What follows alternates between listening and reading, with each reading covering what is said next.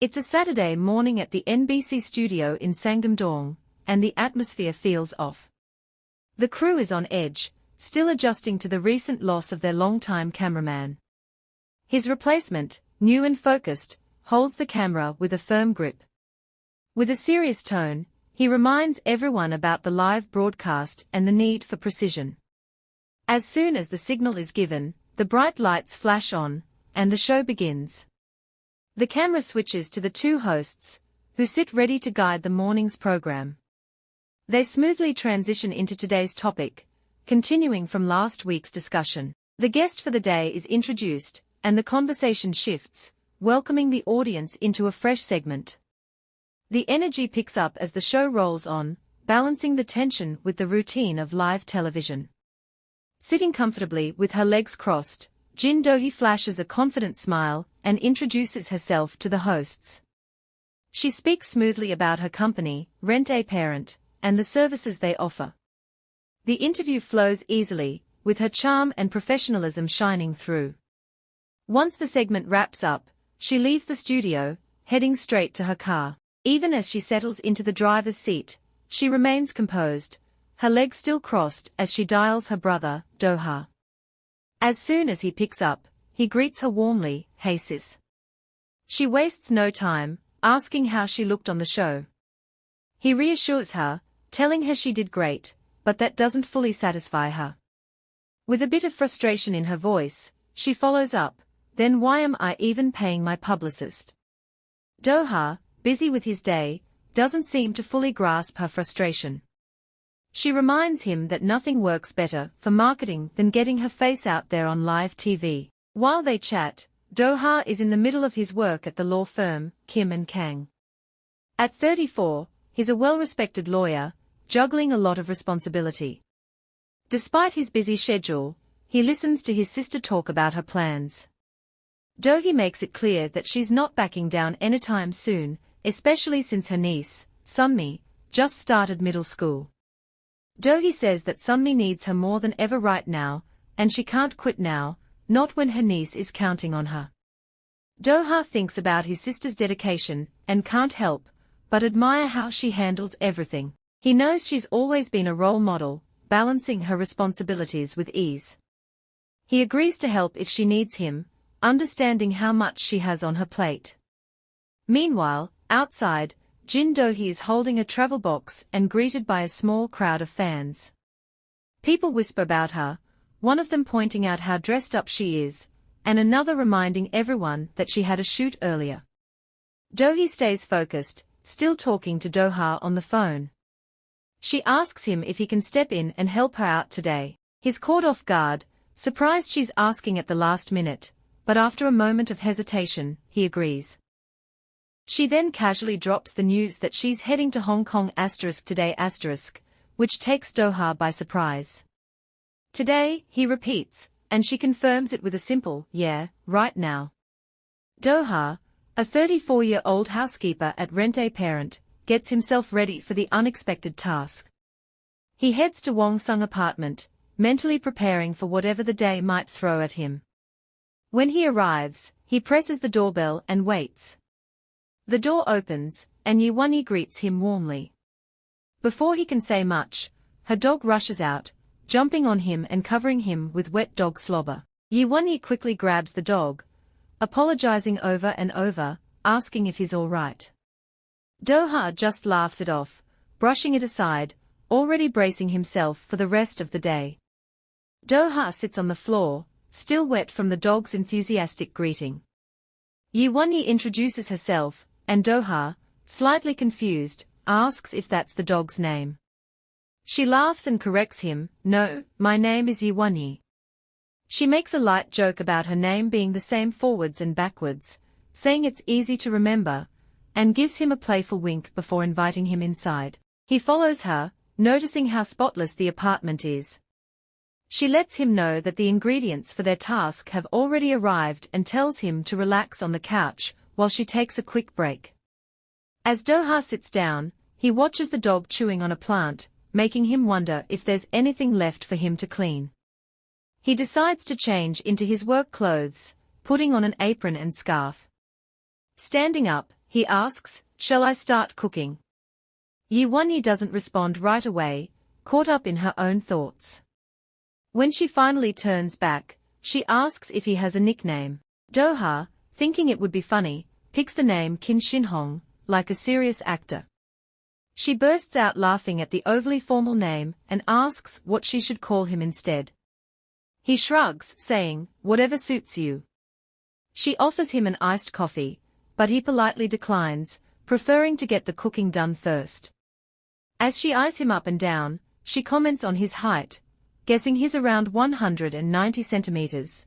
Doha confirms and adds that he'll start cleaning while they wait, ready to jump into the task ahead. She reassures Doha that the cleaning is already done and suggests he take a break on the couch. Reluctantly, he agrees and sinks into the cushions, trying to relax. As he sits there, he watches the dog running around, chasing its tail, and notices how Wonyi playfully interacts with it, laughing and calling the dog back whenever it gets too wild. The day has been full of surprises, from the last-minute call from his sister to dealing with an energetic dog, but Doha is used to rolling with the punches. He thinks about how odd this job has turned out to be, but is ready for whatever comes next. Even though this assignment isn't what he expected, he knows he can handle it, no matter how strange things might get.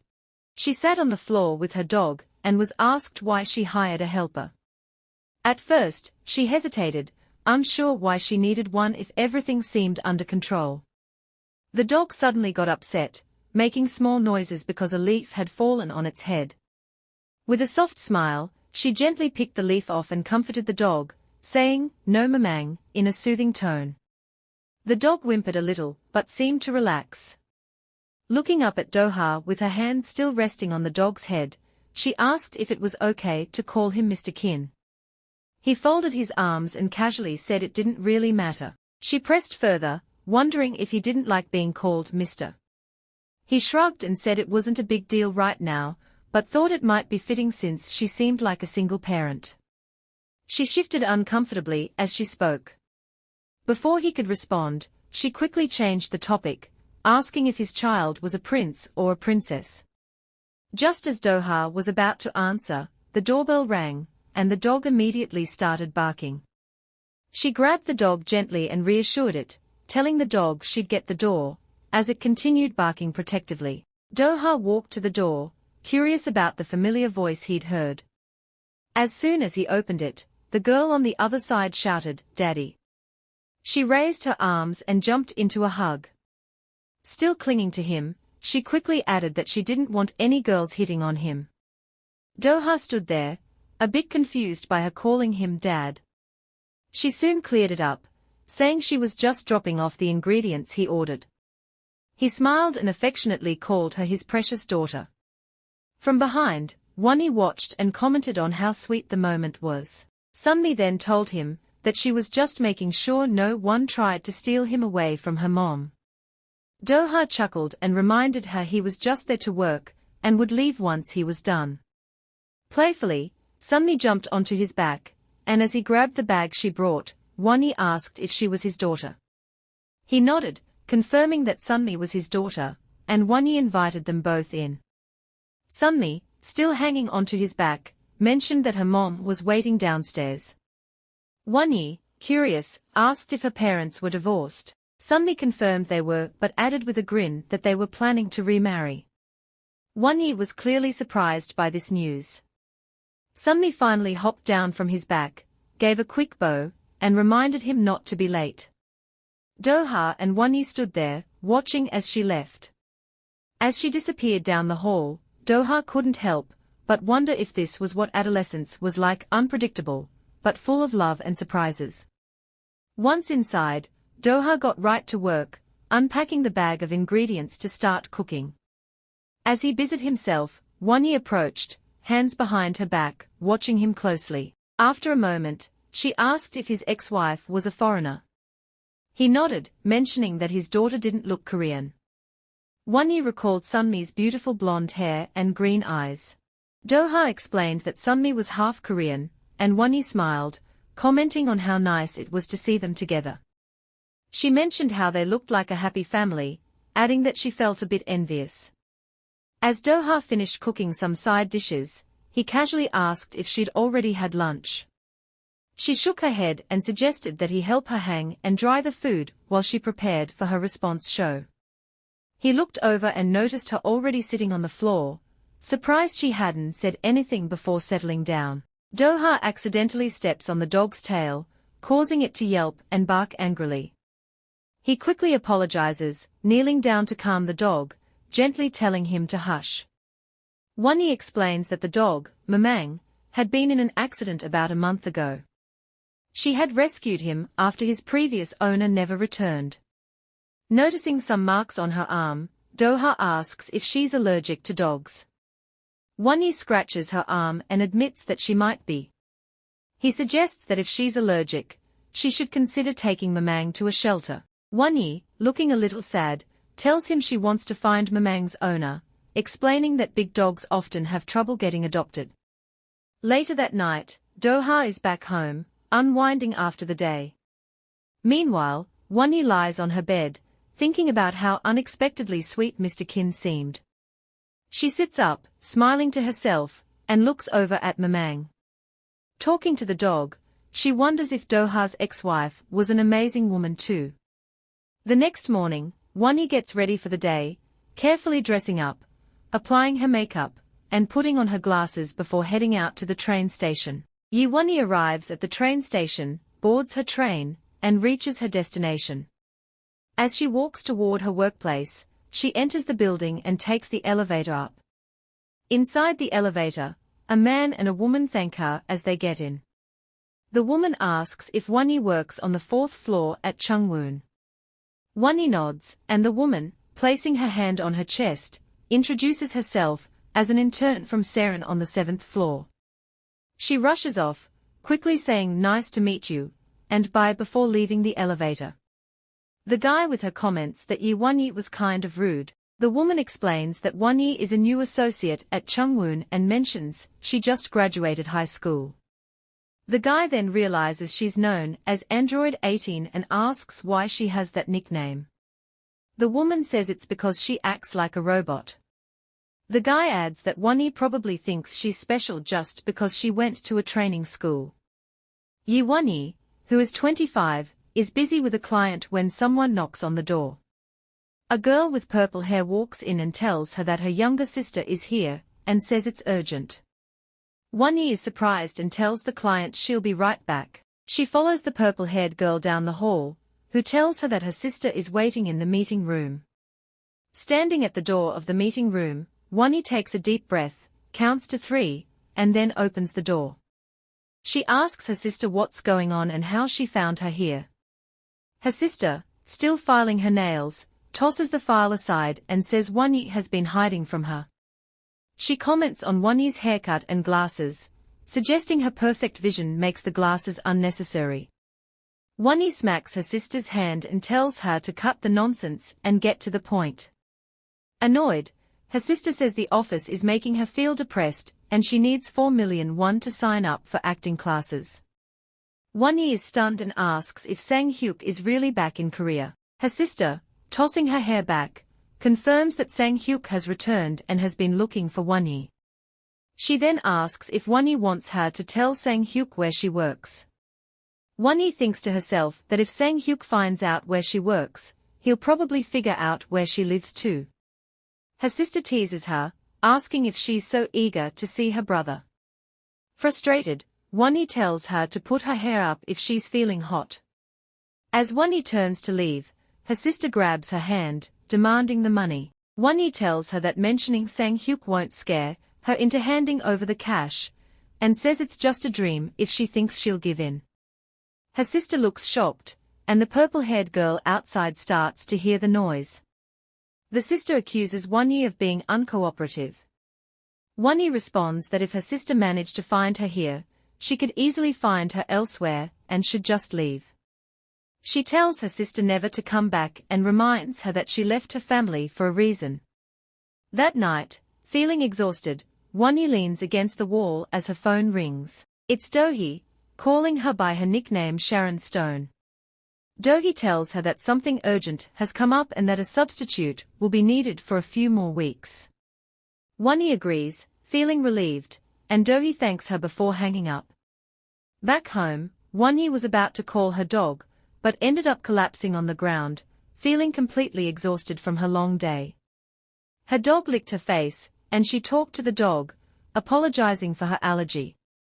Feeling very hungry, she checked the fridge and saw it was empty except for a pot of leftovers. She remembered that Mr. Kin had promised to leave some food for her. After sniffing it and finding it still okay, she took a bite and found it tasty. She commented to her dog that she hoped Mr. Kin would be the substitute helper, and joked about how good food made her weak. After eating, she took a shower and then sat on her couch. Even though she had just showered, she was sweating and thought about turning on the air conditioner, but decided against it. Instead, she focused on her financial worries. She remembered her sister's earlier visit, and how her sister had suggested ways to keep Sang-hyuk away, like saying she had moved overseas, or even died. She had asked her sister to sign a loan agreement, explaining she needed to keep Sang-hyuk away for a year in exchange for 4 million won. Her sister had agreed and signed the document. Sitting on her couch with her legs up and arms folded, she promised herself she would never see Sang-hyuk again. Kim Joon-hee is dancing and singing to herself as she walks through an alley, feeling lucky and carefree. Suddenly, she hears someone call out, "Hey, you." She turns around and sees a man flicking away a cigarette. The man calls her by name, Kim Joon-hee, and says he knows she is Wonyi's sister. Dressed in ragged jeans, the man steps closer and asks where she's going at this time. He comments that her outfit is practically like being naked. She's surprised and responds, "What are you, my dad?" Before she can say more, he smacks her on the head. She holds her head in pain, and he asks if she has her ID with her. Rubbing her head, she asks why he cares. The man grabs her by the neck, pointing a finger at her and telling her not to make a fuss. He squeezes her neck a bit and tells her to follow him. She asks where they are going and demands to be let go, feeling hot. They walk together into the night, with her brother leading the way. Joon-hee follows behind and asks if he came back to Korea to finish his military service, and when he's going to grow up. Her brother tells her to focus on herself and playfully pretends to punch her, making her take a defensive stance and say, "Jesus." They walk into a supermarket, and the tired sales staff greet them. Her brother complains about their attitude and tells Kim to speak up if she has something to say. Kim asks him what's wrong and tells him to relax. He snaps back that she should be quiet too, but she offers to buy him a drink.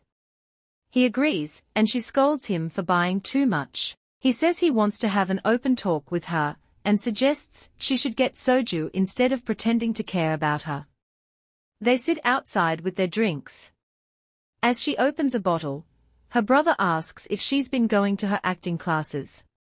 Joon-hee, surprised, asks what he's talking about. He wants to know if Wonyi has been paying for her classes, but she says their mother gave her the money. When he accuses her of lying, saying their stepmother is broke, she corrects him, saying it was actually their stepdad who gave her the money. Her brother laughs and calls her a liar, saying he has his sources. Joon-hee insists she's telling the truth, but he mentions he heard about her being scammed by a record label and questions if she's expecting more money. She folds her arms and clenches her fists, as she listens to her brother demand to know where Wonyi is. She pretends not to know, and says that Wonyi might have gone overseas to study. Her brother insists on knowing the name of the school, but she just shrugs and says she doesn't know. He gets really angry and starts shouting at her, but she keeps insisting she really doesn't know. While they argue, their mother comes out onto the balcony and tells Kim to go to bed since she has class in the morning. Kim runs off, leaving her brother sitting there with his drink, watching her leave. Back at Wonyi's home, she is eating and asks Mr. Kin if he has any siblings. Tired from working and doing laundry, he tells her he has an older sister. It's Saturday at 6 p.m., and he asks if he can take a break while she eats. She tells him he doesn't need permission.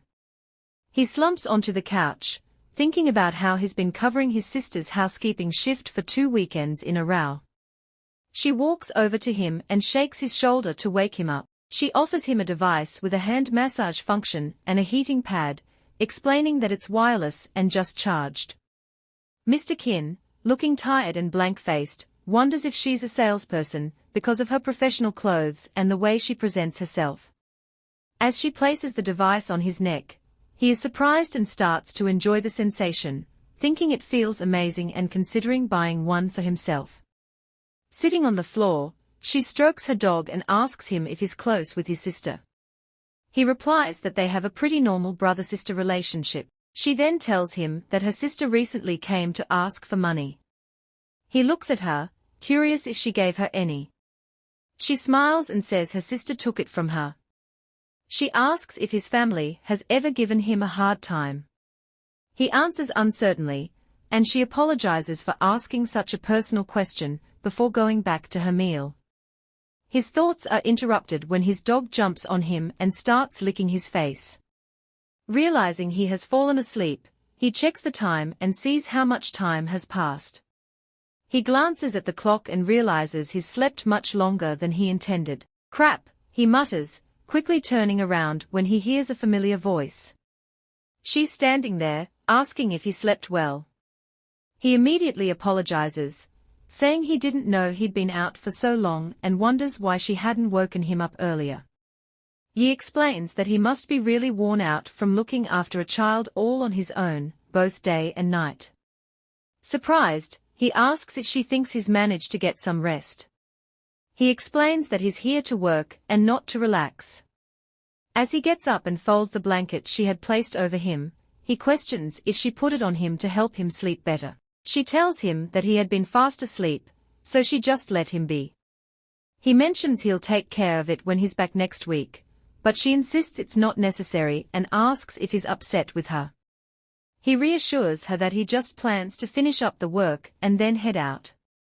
He notices that everything in the place is already cleaned up and asks about the dishes. She confirms that those are done too. Surprised by how much she's done, he says he's not going to accept payment for today's service. She tries to argue, but he insists he'll make sure Sharon knows about it himself. As he's about to leave, he spots tears in her eyes and feels concerned. He asks her why she's crying. She quickly brushes it off, saying it's nothing.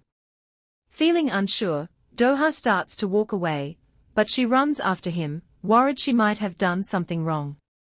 He tells her again that it's nothing to worry about, but thinks to himself that he needs to get home quickly. As he opens the door, he looks back and insists again that she shouldn't pay for today's service. Meanwhile, Dohi is at the hospital, getting her leg bandaged. Doha calls her, and she picks up despite the busy environment.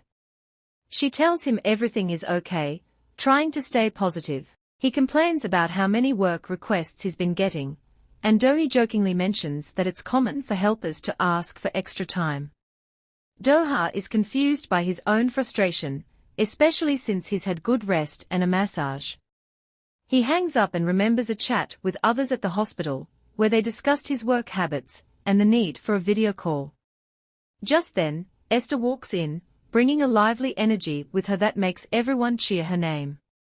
She greets Dohi warmly and asks how she's doing. Dohi explains that her injury happened because of an escalator mishap, and Sharon is being blamed for the trouble. Esther jokes that their presence at the wedding might have been a bit distracting. As she takes a seat, she mentions she brought some food from the wedding and asks if her brother, Doha, has been covering for her recently. Dohi confirms that Doha has been helping out, and that it's the first time this year he's done so. She adds that he definitely deserves a break. The conversation shifts to talking about Wonyi's background. Dohi asks Esther about her family and whether she was raised with love and care. Esther shares that she's a lawyer and younger than her brother. Then the chat turns more personal, as Esther says she hopes her brother will find a woman who grew up in a loving family. Esther suggests that it might be a good idea for him to think about marriage. Dohi agrees and hopes Esther will help make that happen. She looks at her and says, "You're gonna help, right?" At Wonyi's workplace, she turns to her assistant, Hee Young, who has purple hair, and asks if she can check her schedule for the day. Hee Young, sitting at her desk, responds calmly and asks what specifically she needs to check. Wonyi wants to confirm if there are any client meetings scheduled for the weekend. Hee Young agrees to check and also verifies the details for the mediation with Chan Mi. After typing on her computer, she confirms that the information about the divorce case is correct. Yi nods and mentions that the mediation is set for the following week. She places her hand on the desk and asks if Thursday at 10 a.m. works for the mediation. Hee Young says it does, and she also tells Yi that there are no meetings scheduled for the weekend. Yi smiles in surprise and confirms there are no weekend appointments. She notes that the meeting with Ms. Chan is planned for next week.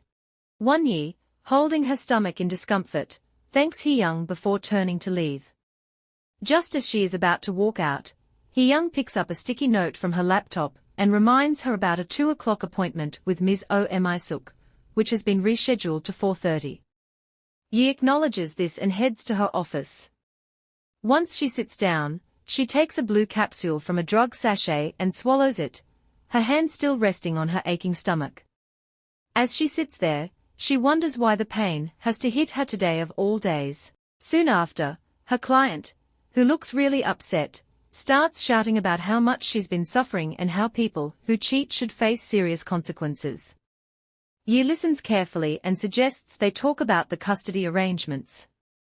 But the client gets even more frustrated when Yi suggests giving full custody of the child to her husband. The woman stands up, slams the table, and angrily accuses Yi of trying to give her child to someone she thinks is a monster. Yi tries to explain her point, but the client storms out, saying she wasted her time talking to someone so young. Feeling her stomach pain getting worse, Yi grabs her phone, hoping it will help. She finds Sharon's number and calls her, asking if she can arrange for some nursing assistance. Sharon, who is in the hospital herself, apologizes and suggests sending Doha to help. Yi hesitates, thinking about their last meeting, but agrees reluctantly. Doha gets a call from Sharon, who tells him that Wonyi is not feeling well. He's a bit doubtful and wonders if she's really sick or if she's just trying to get attention. Sharon insists that he should go check on her, even though he doesn't really want to. He decides to go anyway. He quickly takes off his tie, thinking he might as well head out right now. He doesn't bother changing his clothes and leaves his office in a hurry. When he gets to the place where Wonyi is, he finds her sitting on the ground. Her head is down, and she doesn't seem to be moving at all. He feels worried and crouches down beside her. He gently taps her shoulder and calls out her name, trying to get her attention. When she doesn't respond, he gets even more anxious, thinking she might be unconscious. He taps her again, and she suddenly slumps over more, so he quickly catches her to keep her from falling. He calls her name loudly, hoping she will wake up and respond. He carefully kneels down and gently picks her up, holding her in his arms as she starts to move and make soft sounds. She thanks him for coming, and he asks if she thinks she can walk. He points to a white SUV with its blinkers on and asks if she can get to the car. She sees the car and tries to stand, but she wobbles and almost falls. Doha quickly realizes she can't make it on her own, so he picks her up in his arms, apologizing for suddenly moving her.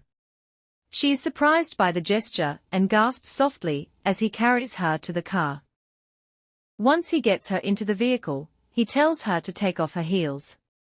She looks confused and asks what he means. When he explains, she takes off her shoes and rests her tired feet.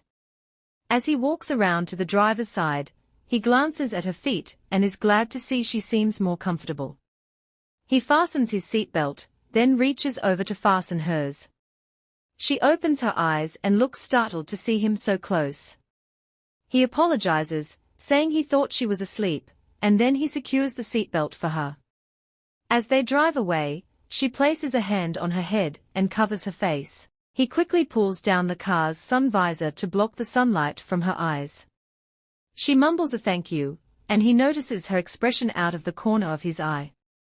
He tells her to turn her face if the sun is bothering her. She turns, but she faces him instead. He gently asks her to face the other way, apologizing and saying she usually sleeps on that side. She shifts, and they continue driving until they reach her apartment complex. When they arrive and he parks, he asks again if she is sure she doesn't need to go to the hospital. She insists she is fine and just wants to go home, but he's still not convinced. He grabs her hand, determined to take her to the emergency room. Even though she resists, he urges her to stop being stubborn and get back in the car. She looks uncomfortable and finally admits that the problem is her period. He's shocked and speechless, letting go of her hand as she leans against a nearby pillar. She explains that the hospital would only give her painkillers, and that she just needs to rest. He finally gives in, takes her bag, and crouches down to help her up. He insists he's not taking no for an answer. She hesitates, unsure if he can really lift her, but he smiles and reassures her, saying she's not that heavy. He lifts her into his arms again, with her handbag hanging around his neck, and they head inside the apartment. When they get inside, her dog, Mamang, greets them with lots of excitement.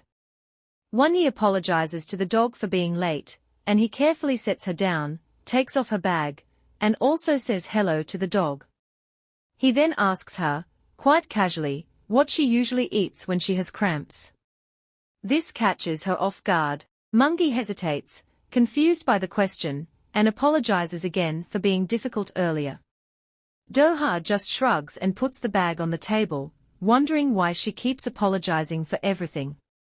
As they get comfortable, she mentions that he'll need to handle situations like this for his daughter one day.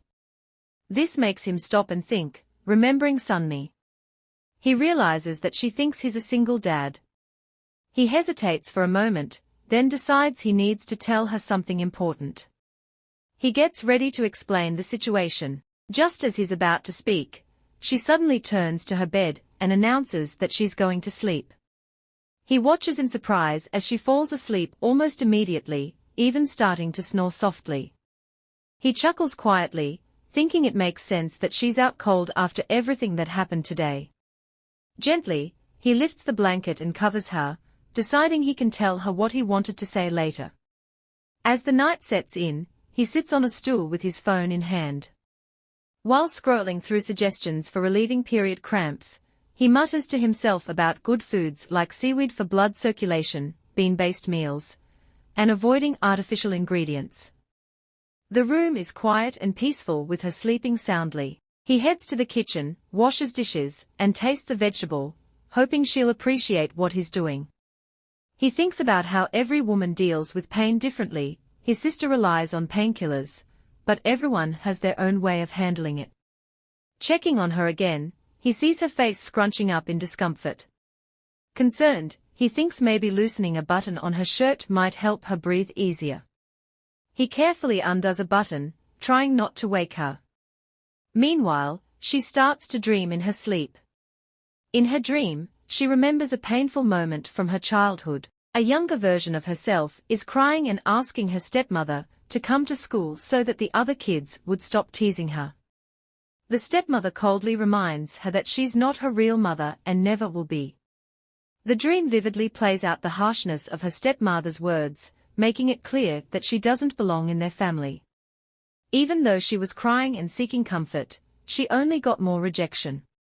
Eventually, her grandmother steps in, offering kind words and advice, encouraging her to stand up to the bullies and not feel worthless. The dream ends suddenly, as she wakes up with tears in her eyes.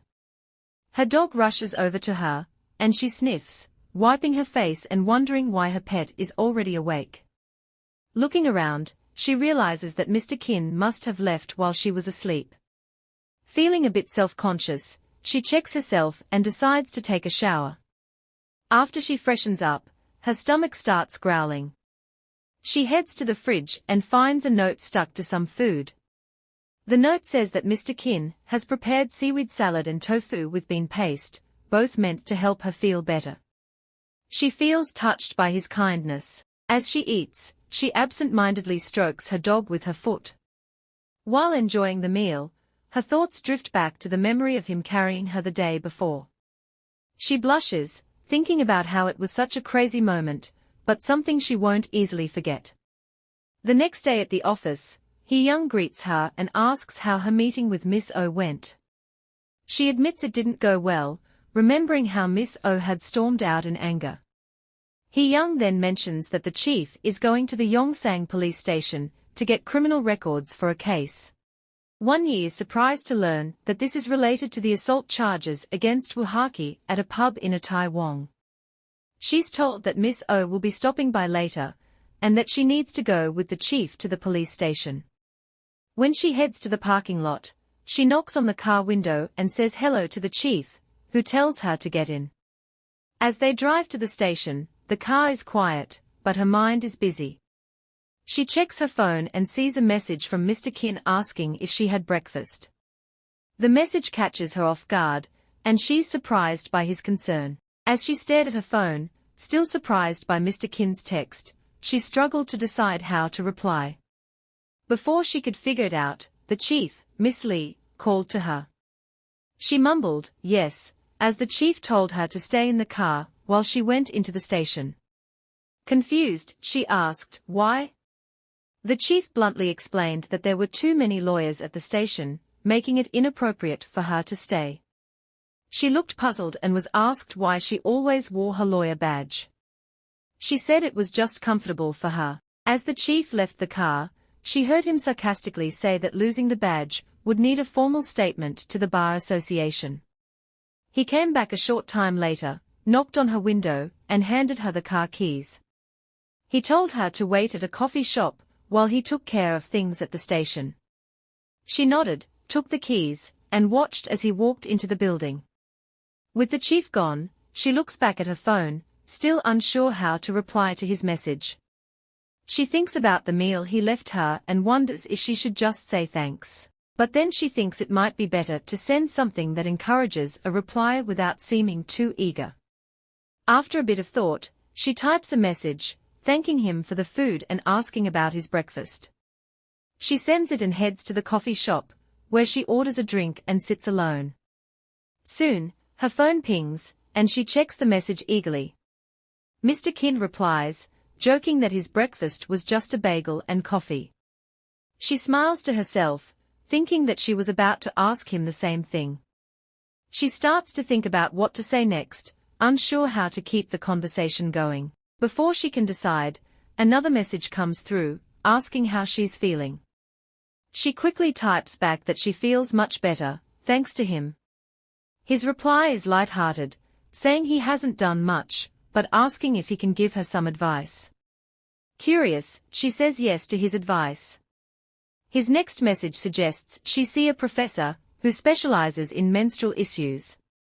She feels embarrassed and blushes, realizing she must have looked pretty rough the day before. He adds the name of a professor at Korea University Hospital, and apologizes in case it's a sensitive topic. She tells him it's okay and thanks him for the suggestion, ending with a casual, LOL. She can't help but notice how casual his message is and wonders if he might be more concerned about her than she thought. She feels a warm, strange feeling as she thinks about him. Just then, the chief comes back, telling her to get ready to go because it's raining. She nods and they head back to the office together. When she arrives, she's told that Miss Hang is in a meeting and she should enter quietly. As she sneaks into the office, she hears a man shouting angrily at a woman. They are arguing about an important client, Oh Misuk. The man is upset because he thinks the woman didn't handle the client properly. She listens to the heated argument and then quietly goes back to her own office, holding a paper, and trying to avoid any trouble.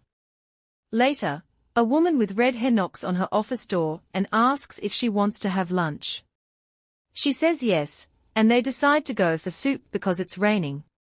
As they walk with an umbrella, she asks the red-haired woman if her brother, Yin Hong, is around but figures he's probably at another lawyer event. At the restaurant, they order noodles, and the conversation turns to something that happened the day before with Oh Misuk. The red-haired woman says Misuk accused her of saying hurtful things to a client, but she's sure she didn't say anything wrong.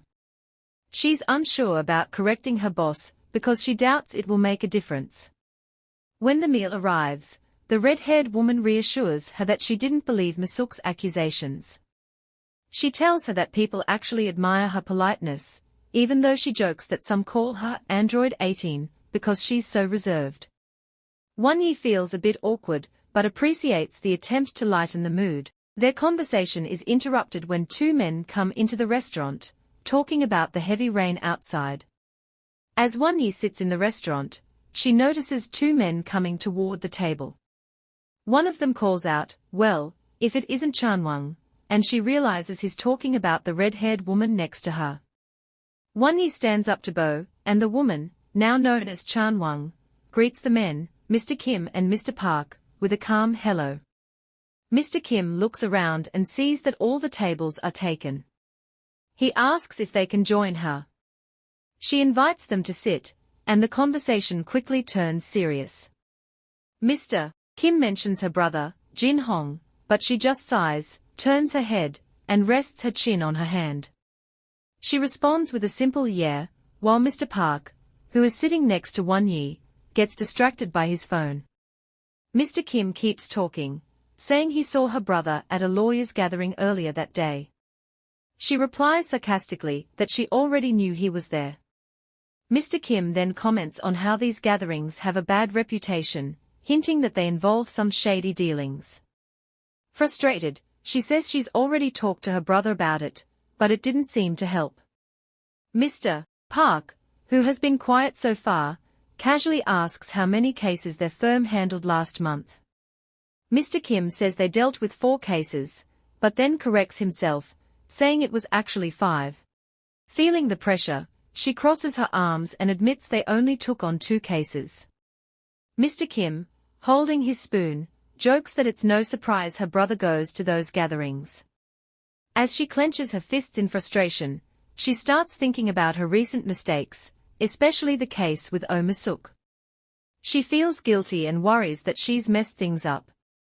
While Mr. Park tries to lighten the mood with jokes about the firm's finances, suggesting they might not have enough money to pay their associate lawyers, she firmly reassures him that this isn't true. In a more playful tone, he says that if she ever loses her job, she's welcome to join them. She quickly dismisses the idea, saying she has no plans of leaving her current job. She changes the topic and talks about how lawyers are making videos online now. Mr. Kim says it's because there are so many new law school grads. She dryly adds that she went to one of those stupid law schools. The mood eases as the two men continue chatting casually. Soon, they stand up to leave, saying they are full from the meal. As they step out into the rain, Wonyi's phone rings. She looks at the caller ID and sees it's her sister, Kim Jung-hee. She hesitates for a moment, but then answers the call, knowing the conversation won't be easy. Her sister immediately demands more money, asking for another $1,000,000. Frustrated, she snaps back, asking if her sister thinks she's an ATM. Even though she's angry, her sister keeps pushing, threatening to tell someone named Sengyuk where she is if she doesn't pay. Furious, she yells at her sister, reminding her that she's a lawyer. Her sister doesn't seem worried and taunts her about the seriousness of the contract she signed. As the rain keeps falling, Mr. Kim and Mr. Park are outside smoking and hear bits of her loud argument. They look at each other and start talking about the rumors they've heard about her, including one about her not going to university. Meanwhile, she's too caught up in her fight with her sister to notice the attention she's drawing. Back at the office, Mr. Jin is deep in thought when he hears a knock on his door. He looks up to see someone walking in with a file. The person quickly mentions something about the dark sand construction case that Texas R&D company has brought up. Even though Mr. Jin tries to pay attention, he's still preoccupied with his own thoughts. He listens without really focusing as the day drags on. While Mr. Jin is working at his desk, a colleague approaches him with a confused look on his face. The colleague asks how to calculate federal tax. Mr. Jin, clearly exhausted and feeling like he could use a break, suggests that the colleague check with the US accounting team for help. The colleague then tells him that the accounting team has already gone home for the day. Looking defeated, the colleague adds that he probably doesn't know the answer either. He pauses for a moment, looking tense. Then he gestures for the man to bring the documents over.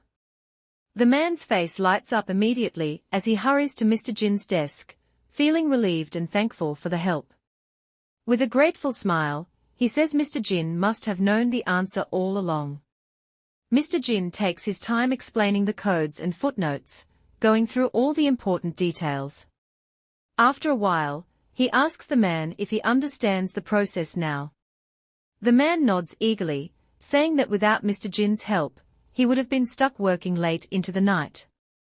Mr. Jin gives a quick wave of his hand, dismissing the man to go back to his own office. As the man is about to leave, he suddenly stops and asks Mr. Jin about his TOEFL score. He remembers taking the test when he moved to the international trade team and casually mentions that he scored a perfect 120. The man's eyes widen in surprise, and he asks if Mr. Jin studied abroad. Mr. Jin just folds his arms and shakes his head, saying he didn't do any foreign exchange programs. The man is so impressed by this that he puts his hands on his head and makes a heart shape, joking that Mr. Jin's brain must be amazing. Mr. Jin isn't very amused and tells him to stop joking around and get back to work. Before leaving, the man mentions that he's jealous because he might soon get a chance to attend law school in the US, as their department sends a few people each year. Curious, Mr. Jin asks if it's optional to attend. The man, now at the door, explains that going to law school is required for anyone who wants to become a partner at the firm. Once the man leaves, he leans back in his chair, lost in thought. He has always dreamed of studying abroad, but never really thought it would happen. Now, he's wondering why this opportunity is suddenly coming up. He looks at his phone and thinks about Wonyi. He sends her a quick message, asking how she's feeling. A few moments later, she replies that she feels better and is about to leave work. He checks the time and sees that it's already 9:40 p.m., she's working late again. He quickly types another message, suggesting they meet at Seocho Station, so he can take her home. As he drives down the road, he reaches the spot he told her about. He sighs and shakes his head, briefly wondering why he's so worried about this. But before he can think too much, he spots her standing by the roadside, waving and smiling. She calls out to him, teasing him by saying, "Mr. Kin." He smiles a little and rolls down the window as she walks over. She repeats the nickname with a playful grin, opens the door, and gets into the passenger seat. He looks at her and asks if she has been waiting long. She tells him she has only been waiting for about 15 minutes and jokes that he's like the subway, which always arrives on time. He laughs at the subway comment, and she quickly reminds him of her name, Wonyi, as if to make sure he doesn't forget. He chuckles and asks if she's eaten yet. She hesitates and admits that, now that he mentions it, she's a bit hungry. As they drive in silence for a while, both are lost in their thoughts. He tries to think of something to say, going over past conversations, and even considering talking about tax reform or legal issues. But he quickly realizes that these topics would probably bore her. Meanwhile, she looks out the window, also wondering what to talk about. Her mind wanders to his lawyer badge, a detail that has always caught her attention. Eventually, he breaks the silence by asking if she's really a lawyer. She says yes, looking a bit surprised by his question. Then he asks her age, and she tells him she's 25. He does some quick math in his head and realizes there's a 9-year gap between them. The thought makes him feel a bit old, but he keeps that to himself. Curious, he asks if she deals with many rude clients. She explains that it's not really about rudeness, but more about the lies people tell. He raises an eyebrow and asks what kind of lies. She shares that, from her experience, defendants often make up stories, like claiming they have triplets to get sympathy in court. She finds it both frustrating and funny, recalling one case where a defendant made up a detailed story about being a single parent to triplets, which was easy to disprove by checking his family records. As the light turns green, they start driving again. Mr. Kin, still curious about her job, listens carefully. She keeps glancing at him, admiring his sharp features. She wonders out loud if he was ever a model before he became a lawyer. Her comment surprises him, and he smiles a bit, not really sure how to reply. He finds it amusing that she thought of him as a single dad. When they get closer to their destination, she apologizes for her earlier comment, realizing it might have been awkward. He waves off her apology, but as they arrive, he says there's something he didn't get to say before. He clears his throat and tries to explain, but his voice comes out louder than he meant, making him chuckle awkwardly. She smiles at his embarrassment, quickly unbuckles her seatbelt, and thanks him for the ride. She promises to be more careful with her words next time, and hurriedly gets out of the car. Just as she is about to walk away, he gently grabs her hand and asks her to wait. He wants to know what her plans are for the weekend and offers to take her out for a meal on Saturday. She looks surprised and asks if he's coming back that week since she thought he was done filling in for someone else. He shrugs and says he isn't sure yet, but if he does come back, he'd like to know what she wants to eat. She says she'll think about it and let him know, though she feels a bit embarrassed when her stomach growls loudly. As she walks away, she smacks her forehead, clearly embarrassed by the noise. Meanwhile, he leans back in his seat and laughs quietly to himself, thinking about how hungry she must have been. Shaking his head with a smile, he gets out of the car and watches her walk away, still amused by their funny moment. If you're eager for the next chapter, drop a comment expressing your interest in a part 2. Don't forget to subscribe and hit the notification bell to stay updated. Until next time, ciao.